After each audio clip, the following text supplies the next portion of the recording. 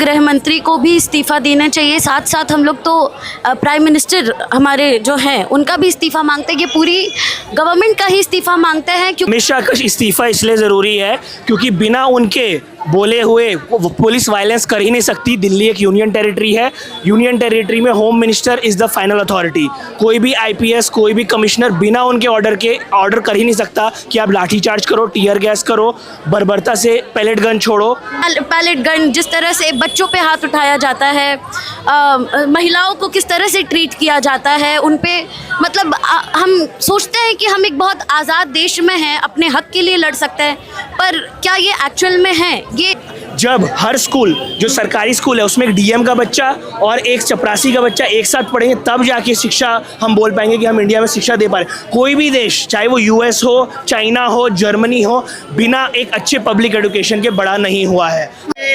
तो दिल्ली विश्वविद्यालय की एक और छात्र हमारे साथ मौजूद है। क्या नाम है आपका? हमारा नाम वागीशा है। क्या कहना चाहेंगे, अब आंदोलन क्यों कर रहे हैं, अब क्यों पुलिस बल तैनात कर दिया गया है? तो जो है आपने जंतर मंतर का जो आंदोलन था, 50 दिन से ज़्यादा का सिट-इन और 23 दिन से ज़्यादा की हंगर स्ट्राइक के बाद जो है उस मंत्रिमंडल से इस्तीफ़ा आया है मंत्री का, जो बोलते थे कि हमारे यहाँ पे इस्तीफ़े नहीं होते हैं। मतलब वो इस्तीफ़ा तो आ गया है, लेकिन उसके बाद भी यहाँ पे दिल्ली विश्वविद्यालय में हम 2013 से जब FYUP हमने रोल बैक कराया था, उसके बाद भी जब ये NEP यहाँ पे लागू हो चुकी है, मतलब तभी से ये यहाँ पे ऐसा लड़ रहा है। मतलब आप ये देखिए कि NTA अपनी साइट के ऊपर 2000 करोड़ से भी ज़्यादा का प्रॉफिट साइट करता है, और ये वो बॉडी है जो अब तक उन एग्जाम्स को करा रही है। मैं खुद नेट दे के आई हूँ, मेरा नेट लीक मतलब लीक तो क्या, मतलब पिछले 2024 में जो नेट दे के आई थी वही दोबारा से सेम एग्जाम मैं फिर से दे के आई हूँ। मतलब तो क्वेश्चन पेपर शिक्षा मंत्री के इस्तीफे से बात नहीं बनी है? नहीं, बिल्कुल नहीं। NTA का जो NTA की जो बॉडी है वो कॉन्स्टिट्यूशनली एग्जिस्ट नहीं करती, वो सिर्फ एक प्राइवेट बॉडी है, उसकी कोई अकाउंटेबिलिटी नहीं है, ठेके पे चलने वाली बॉडी है। मतलब इतने प्रॉफिट्स लेने के बाद भी इतनी पैथेटिक बॉडी है कि हमको एक ढंग से हमारा एग्जाम नहीं करा सकती, हर एग्जाम लीक हो जा रहा है। We don't trust this body with our exams, scrap it, dissolve it. मतलब और दूसरा हमने देखा कि आप लोग कह रहे हैं कि गृह मंत्री को इस्तीफा देना चाहिए, आप लोग कह रहे हैं पैलेट गन का इस्तेमाल हुआ और अलग अलग जो वाटर कैनन का इस्तेमाल हुआ बिहार में, तो हमने देखा AK-47 तक। तो क्या सच में अब गृह मंत्री की बारी है? तो 4 लोगों के ऊपर बिहार में गोलियां चली, और यहाँ पे टीयर गैस का यूज़ हुआ। मतलब क्राउड मैनेजमेंट जो होता है, लाठियाँ और टीयर गैस, उसके अलावा उससे बढ़ के पैलेट गन यूज़ करी गई। विजुअल्स हैं हमारे पास, ग्रेनेड भी था वहाँ पे। सो रबर की गोलियाँ यूज़ करी गई। अब तक 4 से ज़्यादा केसेस आ चुके हैं, लगभग 4 केसेस आ चुके हैं पैलेट गन के, मतलब रिकॉर्डेड। सो गृह मंत्री ही तो है ना जो ये ऑर्डर्स दे रहा है कि पैलेट गन, ऐसे तो पैलेट गन यूज़ नहीं हो जा रही हैं। मतलब जो हथियार जब 2 देशों के बीच में युद्ध हो रहा होता है तब भी प्रयोग में नहीं लाए जाते हैं, उन्हीं हथियारों को आपने अपने ही देश के स्टूडेंट्स के ऊपर यूज़ करा, जो सिर्फ ये बोल रहे थे कि हमारा ढंग से पेपर कराओ। तो ये मतलब सरकार का ये गिफ्ट था अपने ही देश के स्टूडेंट्स को कि उनके ऊपर पैलेट गन चलवाई। तो इसकी जिम्मेदारी कौन लेगा? गृह मंत्री नहीं तो कौन लेगा इसकी जिम्मेदारी? अच्छा, DU से तो एक नोटिस भी आया था कि आप लोग आंदोलन में शामिल होने नहीं जाएंगे।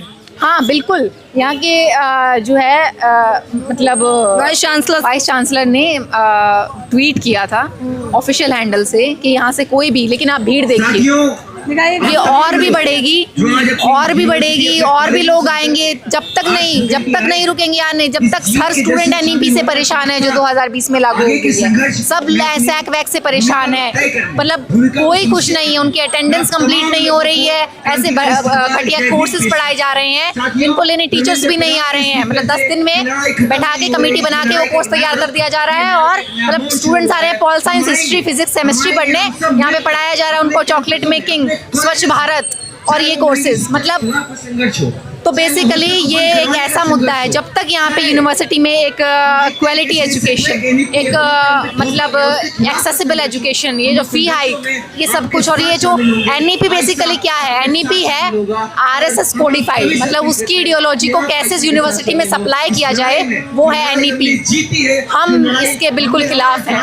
जब तक एनईपी को वापस नहीं लिया जाएगा, जब तक एनटीए को डिसैंडल नहीं करा जाएगा, ये मूवमेंट ऐसे ही चलती रहेगी जैसे ये 2013 से चल रही है।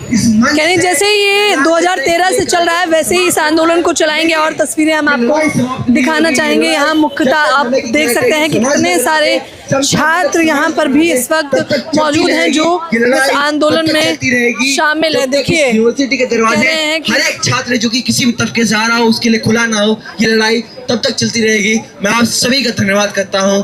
तो साथी आवाज दो,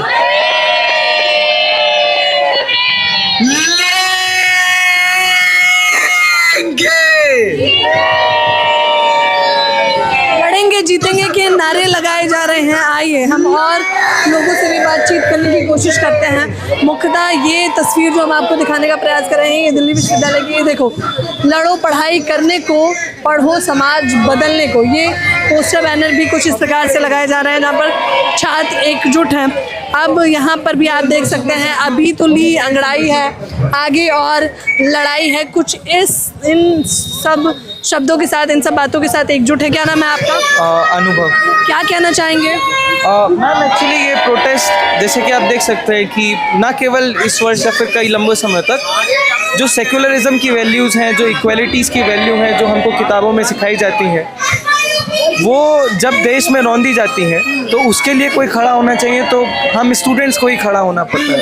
अच्छा, शिक्षा मंत्री के इस्तीफे से आप लोग संतुष्ट नहीं हैं? नहीं मैम, देखिए ओवरऑल रिफॉर्म जो शिक्षा प्रणाली है, जैसे कि अभी आप देखिए मैं डिपार्टमेंट ऑफ हिस्ट्री से बिलोंग करता हूँ।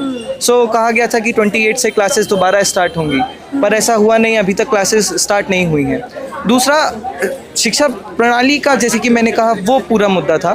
धर्मेंद्र प्रधान को इस वजह से हमने रेजिग्नेशन मांगा क्योंकि हमें लगा कि शायद एक अकाउंटेबिलिटी की उधर शुरुआत हो। हाँ जी, उसकी शुरुआत हो जाए।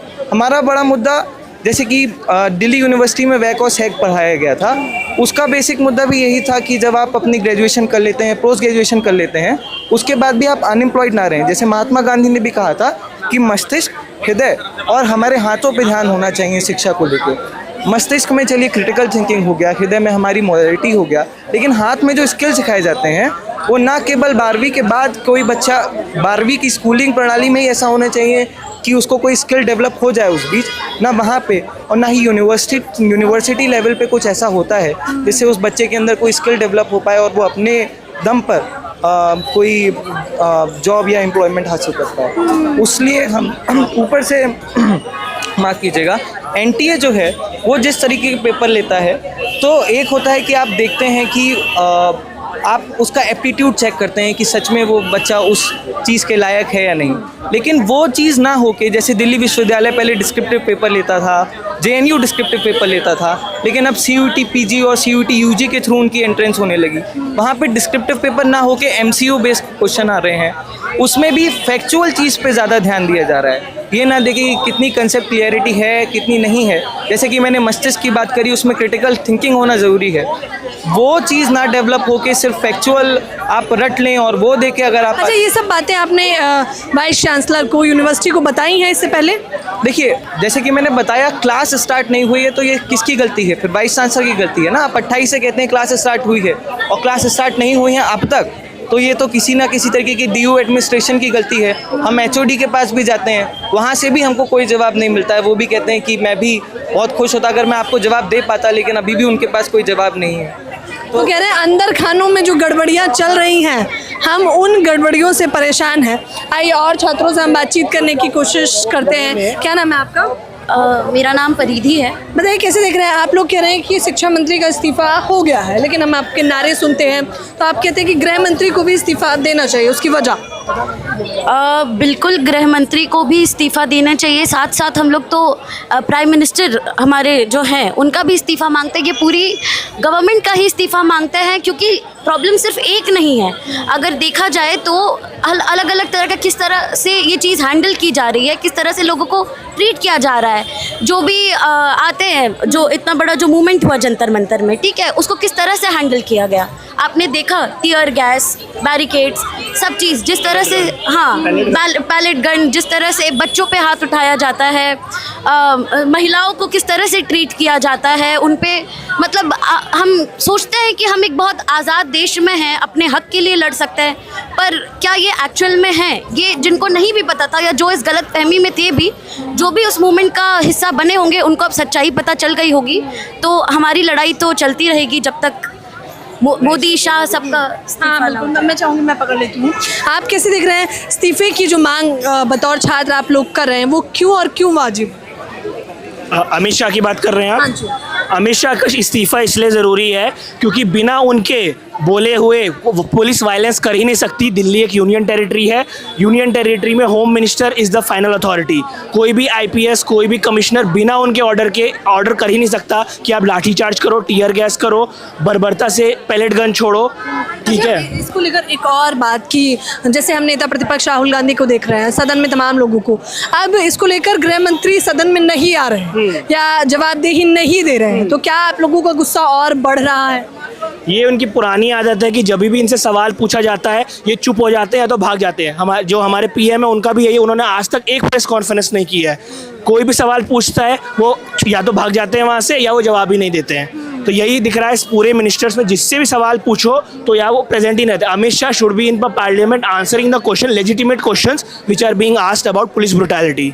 तो आंदोलन क्या ये कहना सही होगा कि अभी ख़त्म नहीं हुआ है, बल्कि दिल्ली विश्वविद्यालय में अभी और आने वाले समय में हमें ऐसे आंदोलन देखने को मिलेंगे? बिल्कुल बिल्कुल, मुझे तो अभी ऐसे आप उसके स्पिन ऑफ मूवमेंट्स निकले हैं, E20 का हुआ या बाकी इश्यूज हुए हैं, वैसे ही स्पिन ऑफ दिल्ली यूनिवर्सिटी में भी देखने को पक्का ही मिलेंगे। अभी जैसे ही CJP का प्रोटेस्ट कंक्लूड हुआ था उसी के बाद VC के अगेंस्ट प्रोटेस्ट हुआ था। काफ़ी ये मुझे पॉइंट बोलना है आप लोगों को, तो मैं माइक पकड़ के रखूंगी, आपकी तरफ शिफ्ट करूंगी। जैसे आप लोगों को तो कहा गया आप उस आंदोलन में भी शामिल नहीं हो सकते हैं, आपको नहीं जाना है वरना आप लोगों पर एक्शन लिया जाएगा।